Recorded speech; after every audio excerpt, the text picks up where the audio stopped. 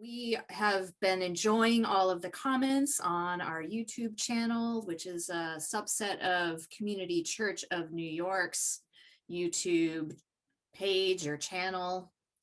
And we also have been getting emails, and we've also got a new Facebook group, which will make sure the link to that is on our YouTube channel, so that you can join in, where we will hopefully have a really good discussion and create this media ministry community.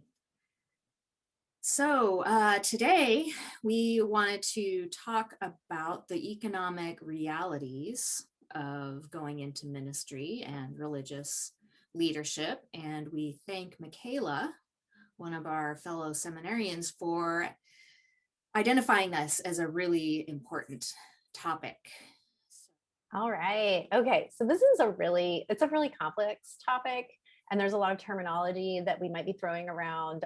We will try to say at least one time, like the full name of something that we might use an acronym for, and then we'll try to put a key to some of those terms in the show notes so that people can refer to those if you don't know what those what they call it, alphabet soup is that we're saying.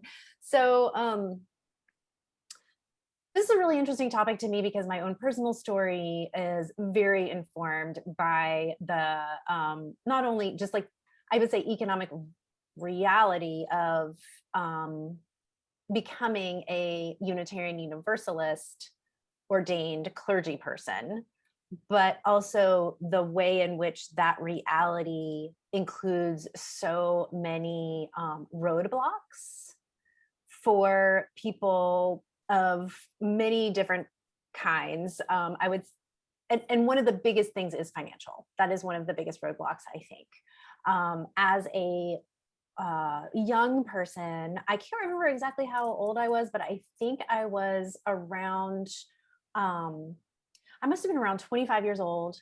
I was in religious studies at the University of Tennessee, Knoxville, and I was serving as the youth ministry coordinator for a very large high school youth group at the Tennessee Valley UU congregation in Knoxville. The first year that I served in that role, we took 28 people on our heritage trip to Boston, if that tells you anything about, like, and this was back in the 90s, like the mid 90s.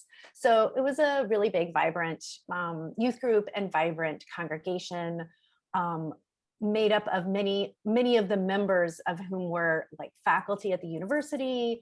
A lot of people who, it was a very, like, I would say, middle to upper middle class, majority white congregation. I don't know what its demographics are right now, but that's what it was back then. And I remember entering that congregation as a young single parent and realizing that there were no other people like me there.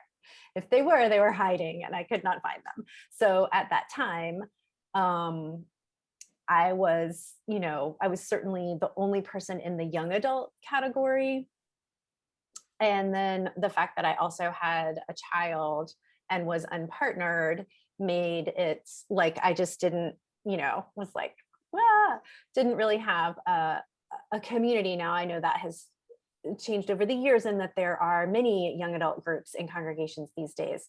And back then, one of the things I realized is I was in religious studies. I loved working in like Unitarian Universalist community settings. And I thought that I might want to become a minister, like an ordained clergy person in the Unitarian Universalist denomination. And I started looking around and trying to figure out, like, is that something that I could do? And one of the things that happened very early on is I spoke with an older white woman, ordained Unitarian Universalist clergy person, and told her about my dream. And she was very negative about it, did not encourage me at all. And in fact, was the opposite of encouraging. And, the like whatever vulnerabilities that I was, sharing with her and how that impacted me, like all of that aside, there is some very strong classism and Unitarian Universalism, right? Like it wasn't just that I was young, it wasn't just that I was a parent. Part of it was that I was a single mom. I think also part of it was around the fact that, like, as a young single parent, I didn't already have money built up, and I didn't have, from our conversation, it was clear that I didn't have inherited wealth. Like there was no like, oh, somebody's going to pay for this for me to go to seminary.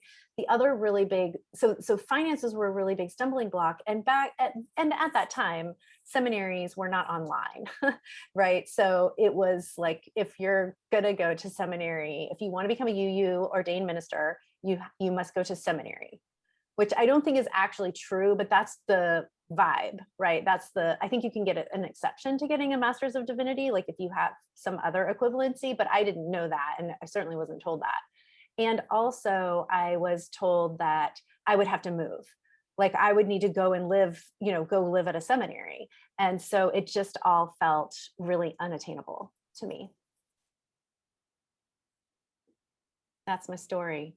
Now, here I am, 20 something odd years later, dream starting to come true and in seminary.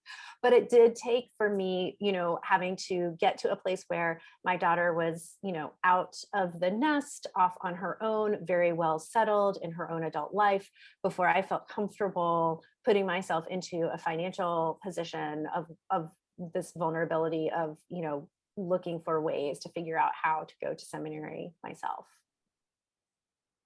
I could have been a minister for the past, I don't know what the math is, but I'm 49. So I could have been serving our faith as an ordained UU clergy person for the past 20 years. But I did serve our faith anyway. I got a master's in religious studies, and I became a director of lifespan religious education and family ministry, and have very lovingly served 3 different congregations in that role. And I'm very, very happy with that choice, because it did allow me to still engage in ministry. The big challenge there is that I've always been paid, I've been compensated way, way less than if I had been able to serve those faith communities as an ordained clergy person.